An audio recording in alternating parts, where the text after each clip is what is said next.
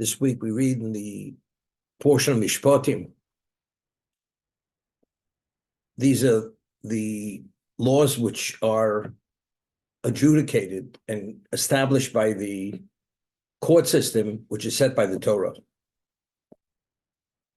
Who qualifies to be a judge?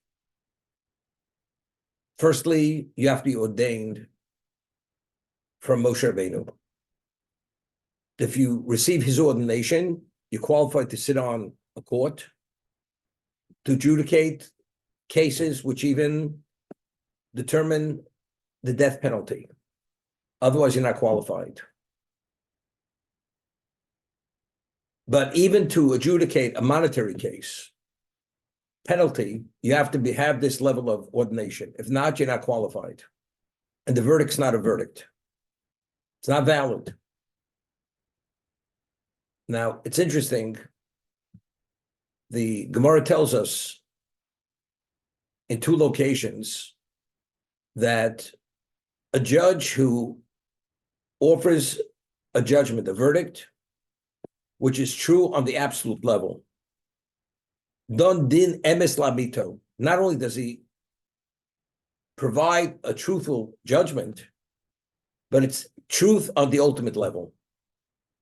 God says that judge is my partner in creation. You're my partner in creation. And if not, if you corrupt, God says, I will take your soul. Even if you offer a judgment which you found the person guilty, even to pay 1 cent, that person deserves to be taken from this world. Now the question is why? If you offer a correct judgment, Hashem says, you're my partner's creation. And doesn't just say a truthful judgment. It's truth on the absolute level. And if not, the consequence is so extreme that you deserve to be taken from this world. If you steal $1 million, or even beyond that, the liability is not, you have to forfeit your life. I mean, you're a debtor, you violated a negative commandment, you stole, you have to make a correction, but one's not subject to such level of liability deserves to be taken. But a judge, within the capacity of judge who perverts justice, God says, I will take him. I will take him out. Why? That's the question. And if you do the right thing, then Hashem says, I value, you're my partner in creation. Over here at the beginning of the portions of Balaturim, he writes on the verse,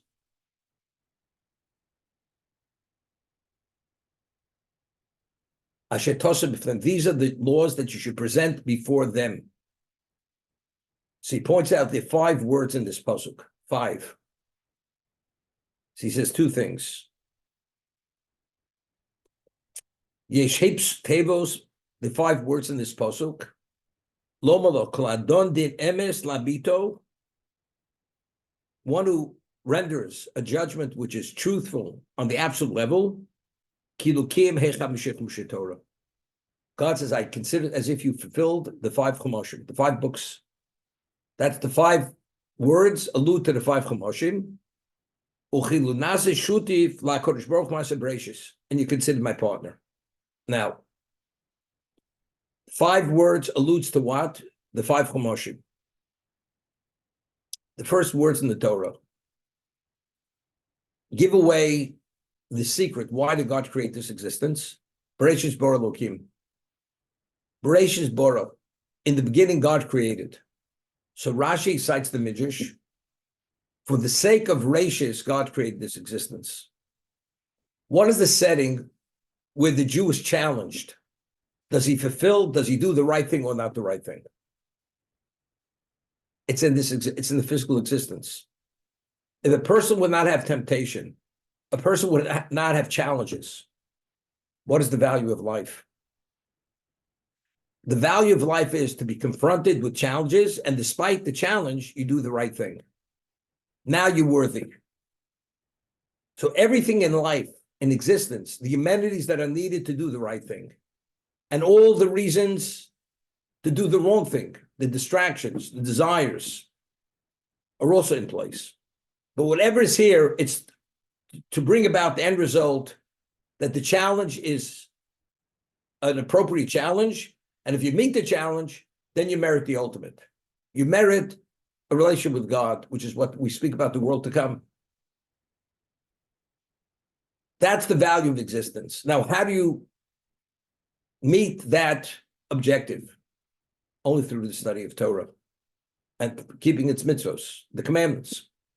Bereshis bara Elokim, for the sake of the chosen, of the choicest, God created this existence. What's Rashis? Torah is the ultimate. The Jewish people are the only nation which are qualified in terms of our capacity, the dimension of our soul. We have relevance to the Torah. The 70 nations of the world, the root nations, have no relevance to this. Why? Because we descend from Avraham, Yitzchak, and Yaakov. We descend from the patriarchs.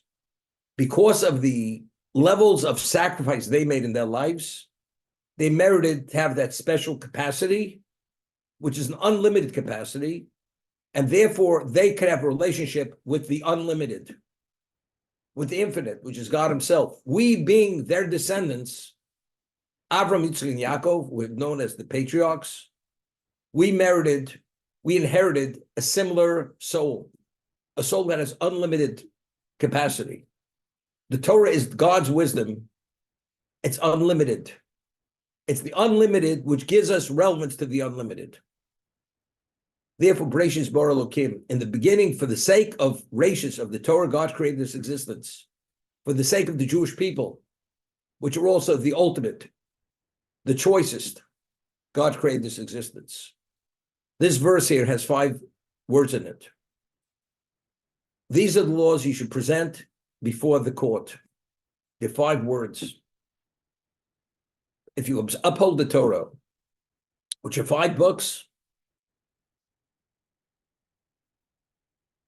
if you render judgment which is truthful on the absolute level, I consider like you kept the 5 Chumashim, the Torah's entirety, and therefore, as a result of that, you're my partner in creation. You know, a judge, to render a correct decision, he has to meet many criteria. Firstly, he has to be fully knowledgeable in the subject matter. He has to be well-versed in all aspects of Torah. Secondly, he has to be totally objective. He cannot have a bias. He has to have a level of impartiality. If he's not impartial, he's not qualified to rule on that case. So if you meet all the criteria of what allows you to be a judge, to convene, to give that judgment, then you're qualified to give that judgment. Now, there's something, years ago, when we were kids, we used to debate in school, going back now in the 50s, when the death penalty, capital punishment was in force. We used to debate the subject, is capital punishment, should it be in place or it should not be in place? What is the case it should not be in place? They should abolish capital punishment because there's always an element of human error, and there are many people may be found guilty or not guilty, and they're innocent. So even for the sake of the few that you may put to death who don't deserve, we should abolish capital punishment. Or do we say no, but it's a deterrent? It's a deterrent. Society is a different society if people understand the consequences of their actions. If a person would know he put to death, people aren't crossing those lines. That was the debate, back and forth. Seemingly, it's a valid point. It's human error. We're only human, and a person's subject to error. Therefore, we should abolish it. But yet the Torah says no. A person violates certain areas of the Torah, and he's forewarned. He's aware of the wrong that he's doing, and he crosses the line, he's put to death. And you have witnesses.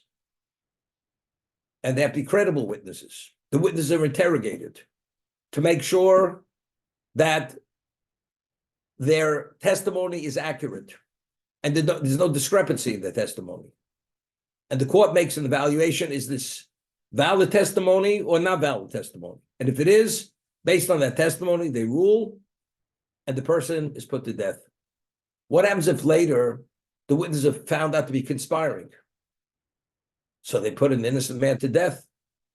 Did they put an innocent man to death, or didn't they put an innocent man to death? It's clear the man wasn't guilty. The witnesses, they fabricated a story and they presented it in the court. Was the man who was put to death, was he innocent?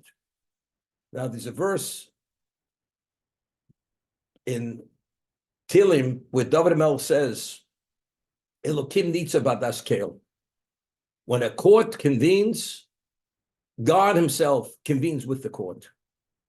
That if the court itself, the judges, meet the criteria of what a court, which is identified by the Torah as that court, God will convene with that court.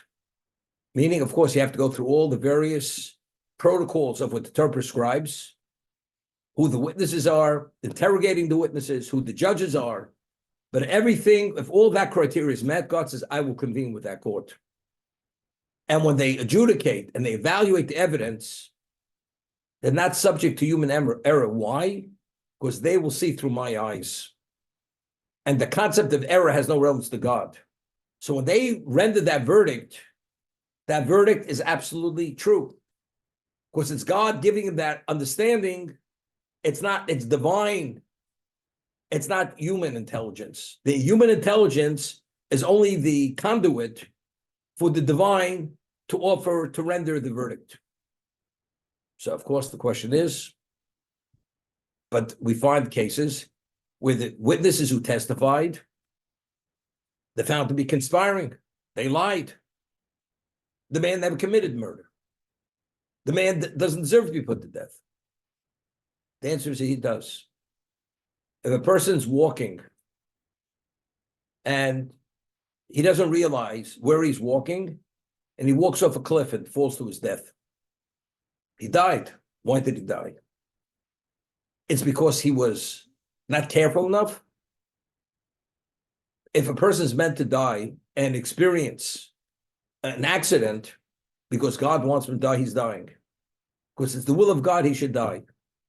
If the court meets all the criteria of what a qualified court is, and they follow all the protocols, and after everything's said and done, he's put to death, it's clear that this defendant who was put to death, he deserved to die. It may have not been for murder. It may have been not for what they actually ruled on him. But it's clear God wanted this man to be taken out. The Torah speaks about a case in this week's Parsha, based the Gemara in one location explains it. A person goes, commits murder, deserves to be put to death, but nobody witnessed it. Another person, he threw a stone into a forest and he killed a person inadvertently. Normally, the Torah says when you kill a person inadvertently, the murderer must flee to a city of refuge. And he must remain there until the high priest passes away. That's the law of the city of refuge. The man who killed deliberately, he deserves to be put to death. But what happened? Nobody witnessed the man committing murder. So there's no evidence to put him to death. And the man who was killed inadvertently, who wants to be incarcerated in a city of refuge the rest of your life, since nobody witnessed it, he's a free man to walk around. So what does God do? God has these two people. They meet in an inn, and they share a room. And this room had a bunk bed, an upper bunk and a lower bunk. The one who committed murder deliberately, he took the lower bunk. And the one who killed inadvertently, he took the upper bunk. And as he's climbing the ladder, and evidently it's a very high bunk, he falls off the ladder and he falls on the person on the lower bunk and he kills him. So the man on the lower bunk, he killed deliberately, he deserved to die. So he got his what he was meant to get. And because it happened in the end, there were people who witnessed this, the man who fell, slipped off the ladder inadvertently, he's going to go to a city of refuge now. because he took a person's life inadvertently, and therefore he must flee to a city of refuge. So ultimately, the judgment of God is in place. The one who deserved to die was killed, and the one who deserved to flee, who must flee, he has to flee now. Because now it's public knowledge that he killed the person inadvertently. So even though the court may rule that he deserves to be put to death for murder, whatever it may be, even though the witnesses are found to be lying, but the only way that verdict could be given that he must be put to death is because that's the will of God. Because since this court met all the criteria of what a valid court is, that judgment is true on the absolute level. Because God says, when that court meets all the criteria, I convene with that cause. Elokim nitzav b'achdas kel. Elokim is the judge, the ultimate judge, God himself. He convenes with the congregation of God. He convenes with them. If that's the case, it's absolutely true.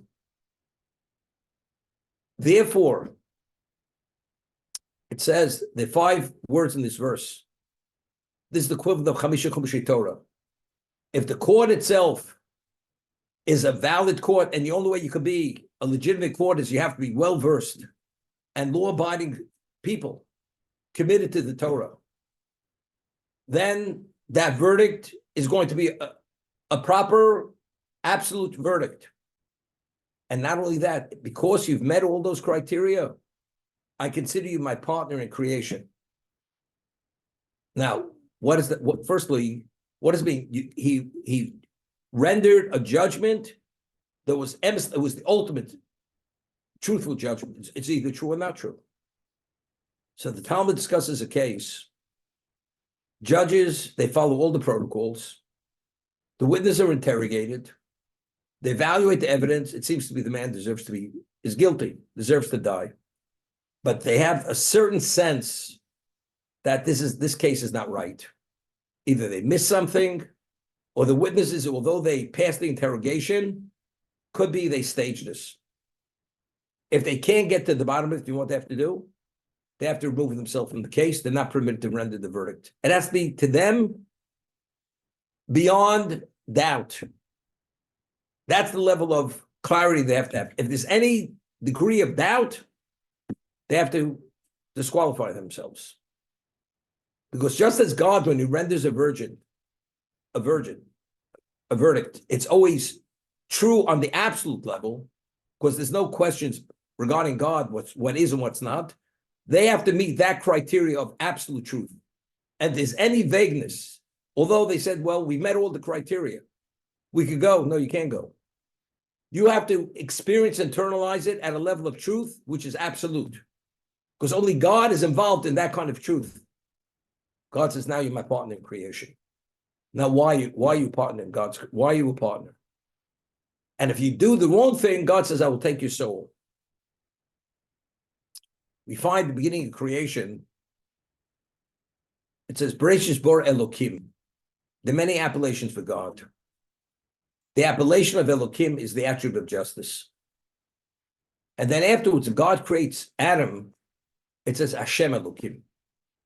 Yud-Kei Vav-Kei, the appellation of Yud-Kei Vav-Kei is the attribute of mercy. When God created the world, he created it with precision, exactness. And if God would have followed through to create man with that, if the evaluation of man's behavior is with that level of exactness, most people will not survive, because that's the attribute of justice. So because man is prone to fail, God coalesces into judgment the attribute of mercy. And therefore, man could fail endless times over. He will always give the person another chance, and another chance, another chance. Because maybe he'll either do the right thing, recover, or whatever it'll be. That's the attribute of mercy.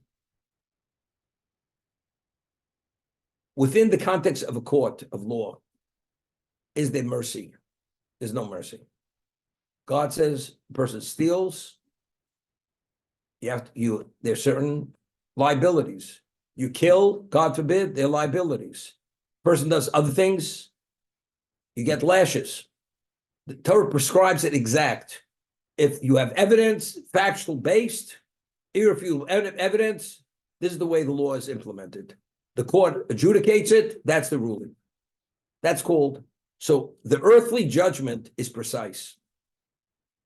Heavenly judgment, God says, I can't allow it to be precise, because if it's going to be precise, man will not survive, because man is inclined to fail. Therefore, heaven is merciful.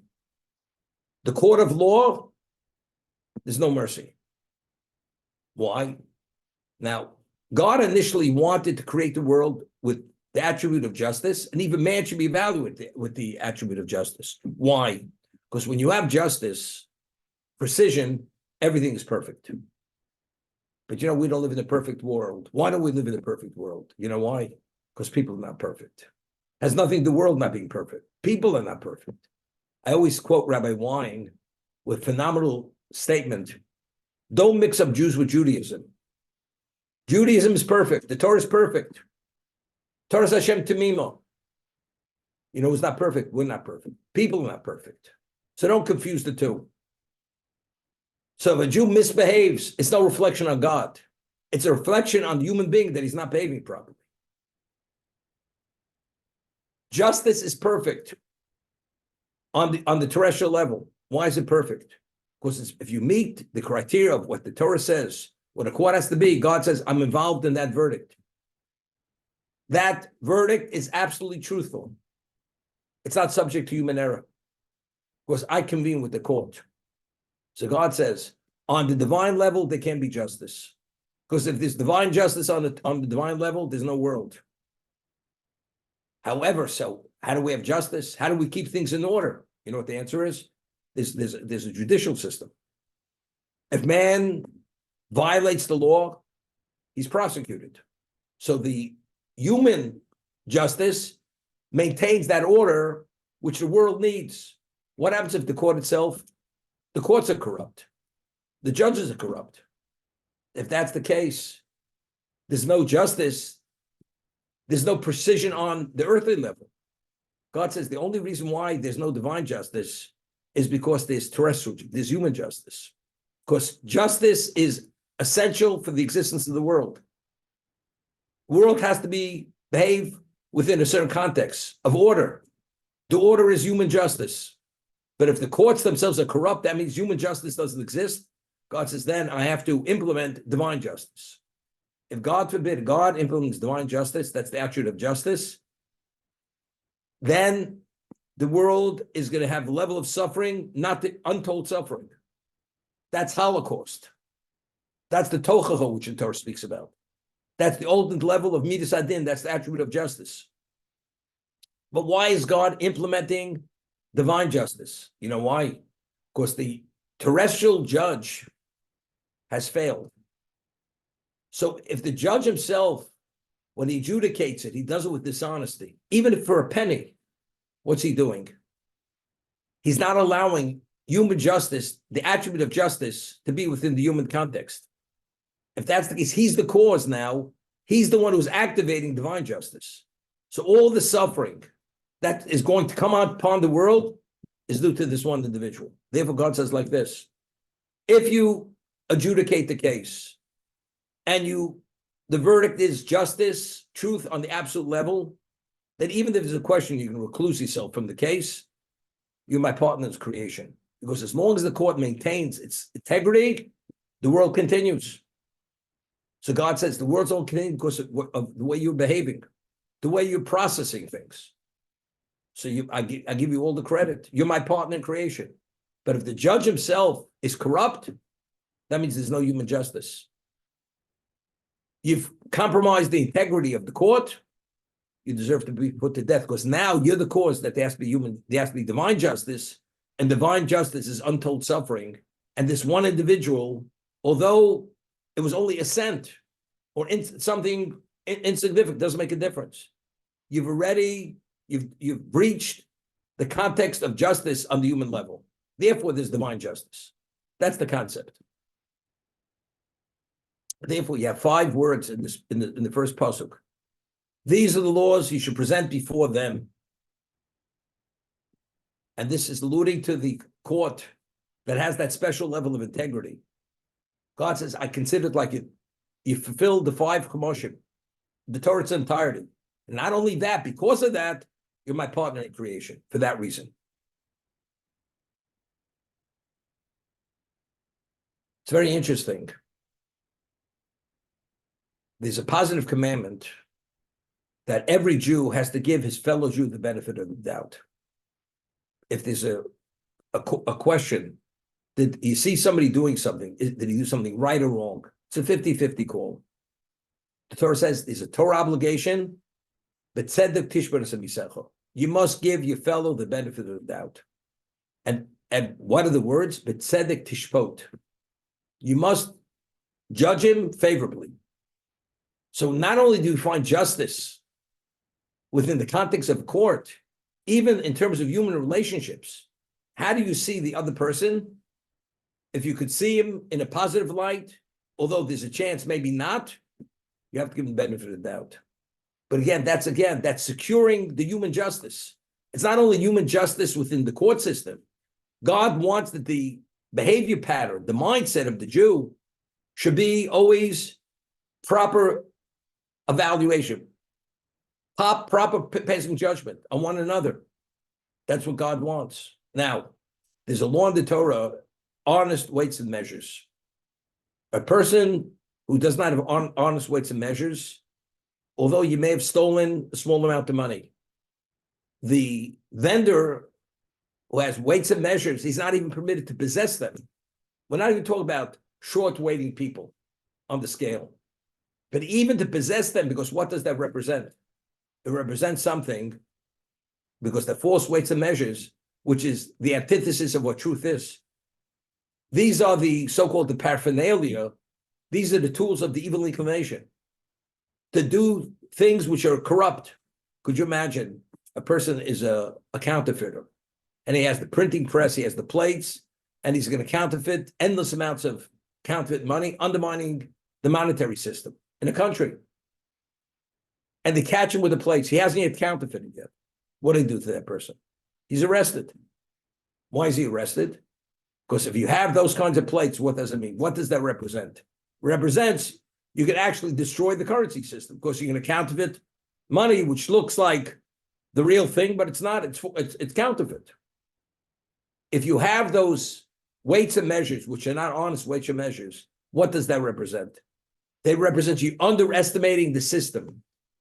The Talmud tells us that the person who sells and weighs, he's the equivalent of a judge.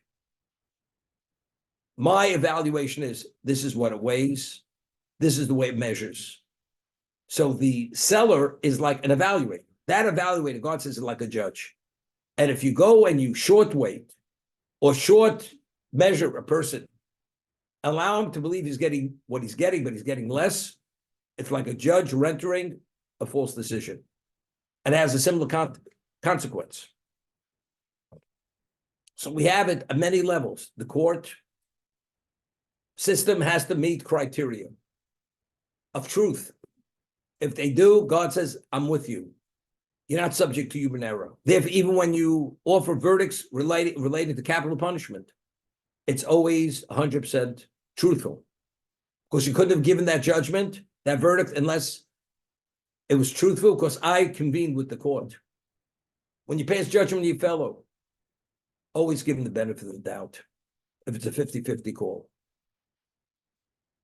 The person weights and measures, make sure those weights are accurate. And over time, if they get slightly worn down, you have to reevaluate, reweigh them to make sure they're honest. Weights and measures. It's the same idea.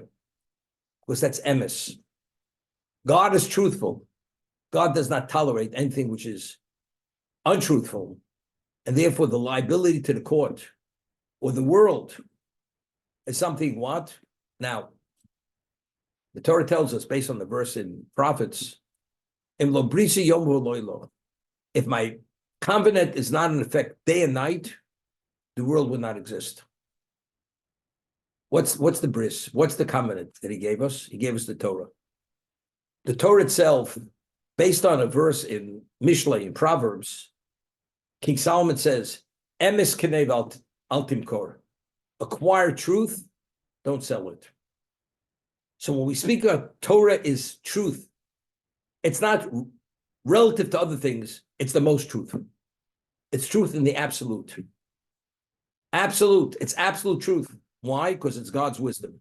God says that if you maintain your involvement with my Torah continuously, and Torah is learned continuously throughout the world, 24 hours a day somewhere. Some Jew is learning Torah, the world has value. If God forbid, if there should be a lapse, even for a moment, where Torah is not being studied, the world reverts back to pre-existence. The question is why? Why does the world exist? Because God created the world so many thousands of years ago? Was God is still involved in creation because God continuously wills creation. So we say every day in the Shachris, in the Birchas Kriya Shema,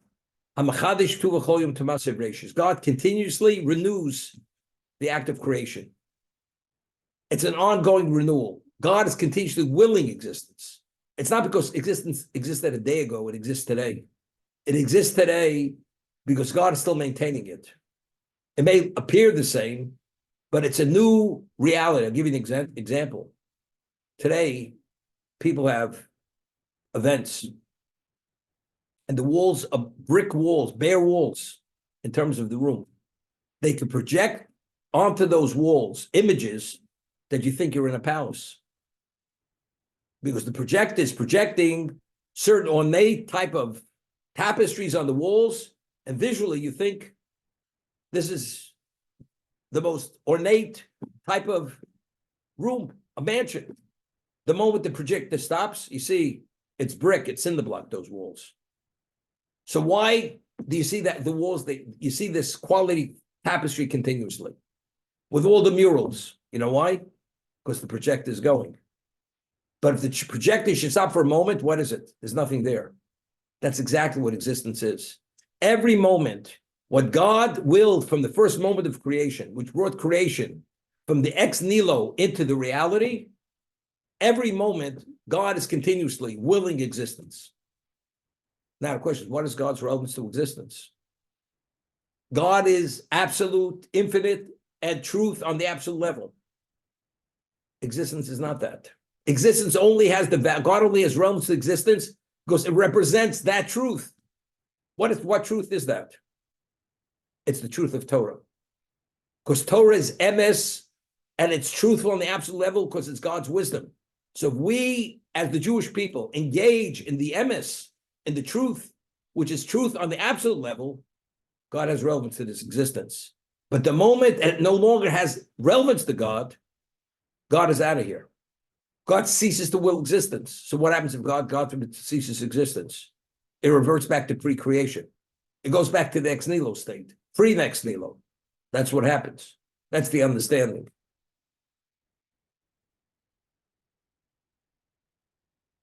Eila mishpatim, these are the laws you should put before them. 5 verses, 5 words in this verse.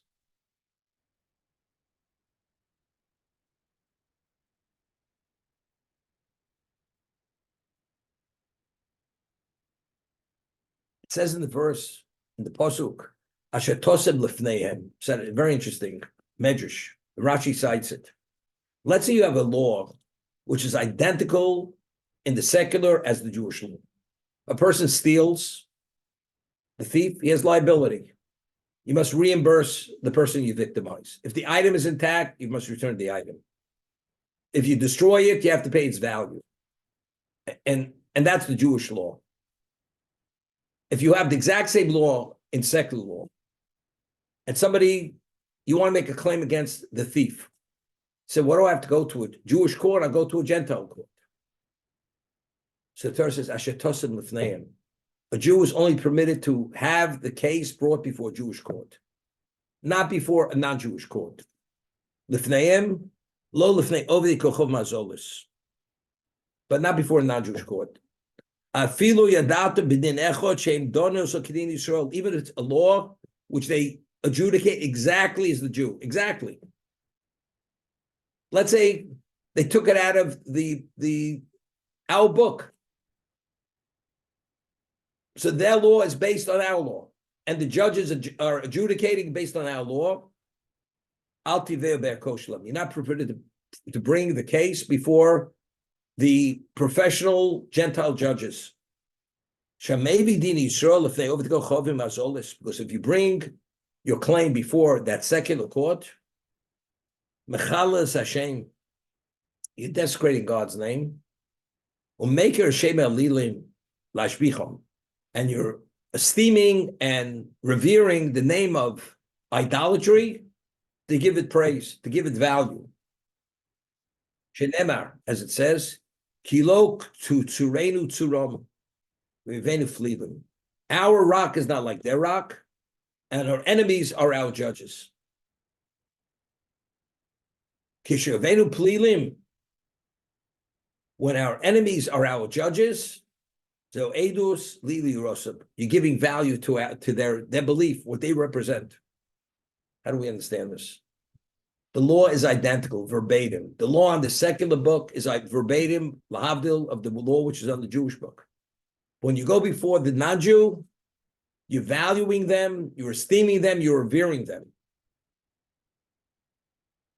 Although it's the verdict can be identically the same. Question is why? What does that have to do with value, what they represent? I'm a straight person. I was victimized, God forbid. I want to be compensated. I take them to the secular court. But if it could be adjudicated by a Jewish court, and going there, you're giving credence and value to what they represent and what they are. Why? That's the question. Now, according to what we just explained, there's an interesting law.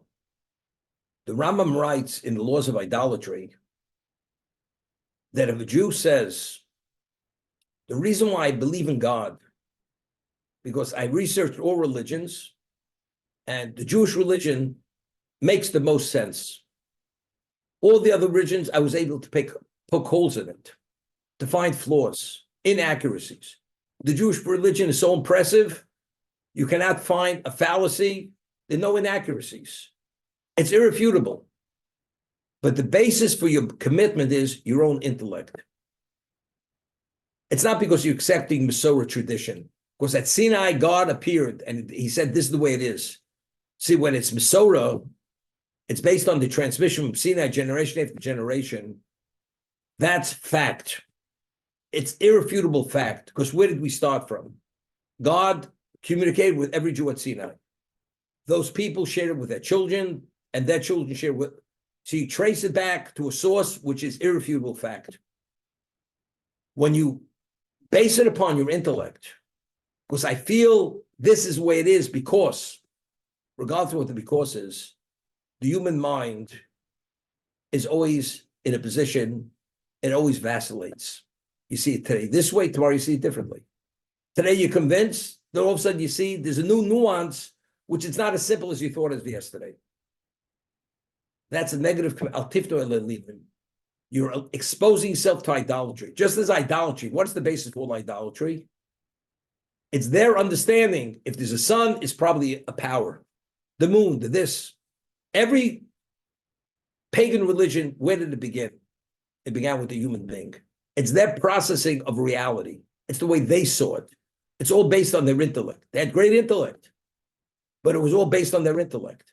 When you base your belief on your intellect, it's immediately you're open for problems because it can never be established permanently, irrefutably, because a human being's mind continuously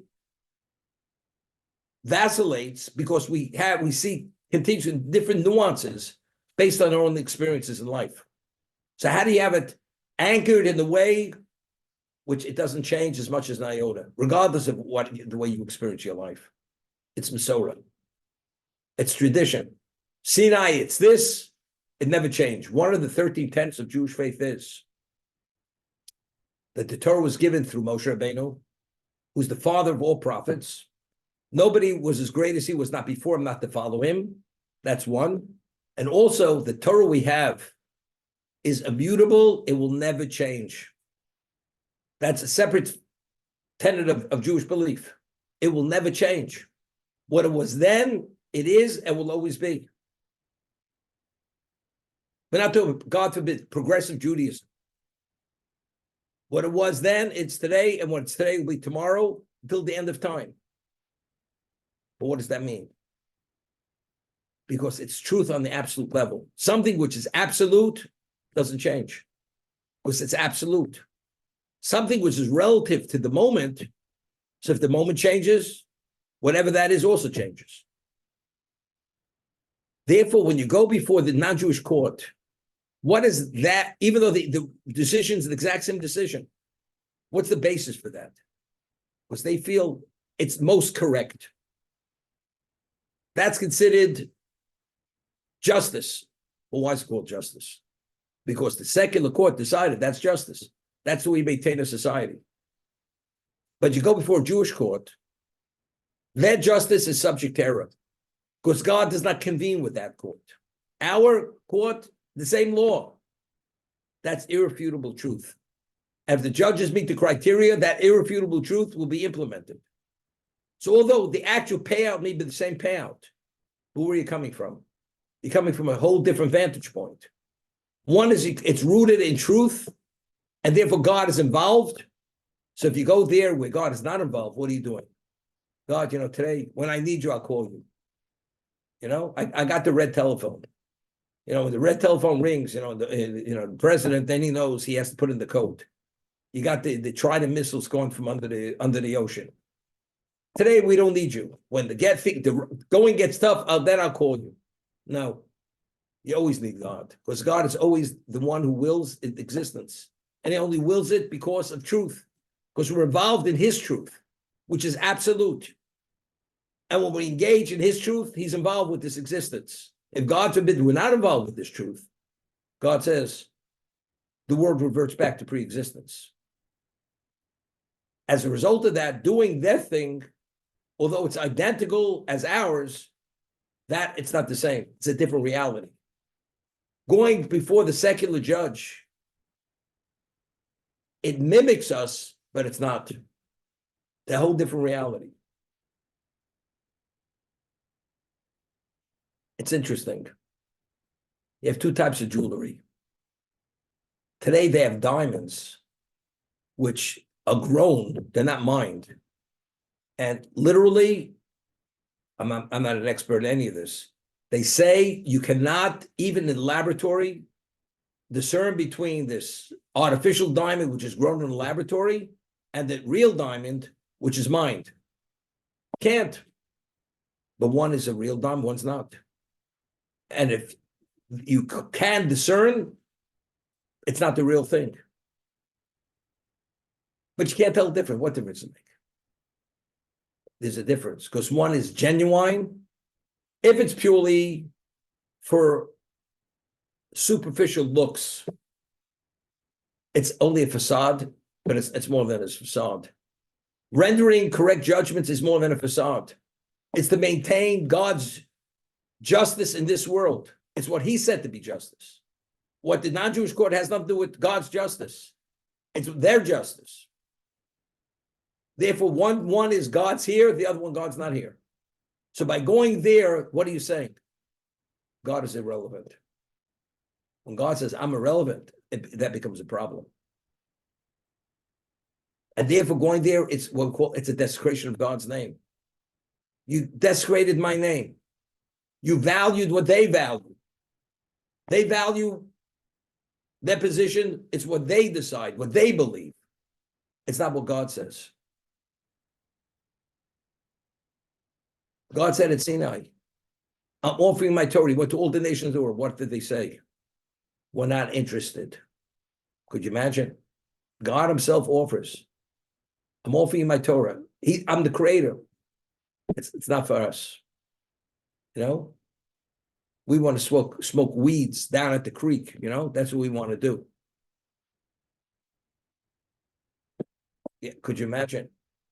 And yet you go to their courts with the basis, because we understand. It's enough what we understand. God to us is irrelevant. We think the sun has value, the moon has value. We worship the powers of heaven. Those are the deities. So if you go to them, and that's what they represent, and it's all based on their intellect, what happens? You're valuing where everything emanates from, which has nothing to do with God. Therefore, that's Chil Hashem, and therefore, turning your back on God, it's unforgivable. We're going to stop here. I can speak about this for another 5 hours at least, but since I don't have the 5 hours, we're going to stop here and allow some questions or comments.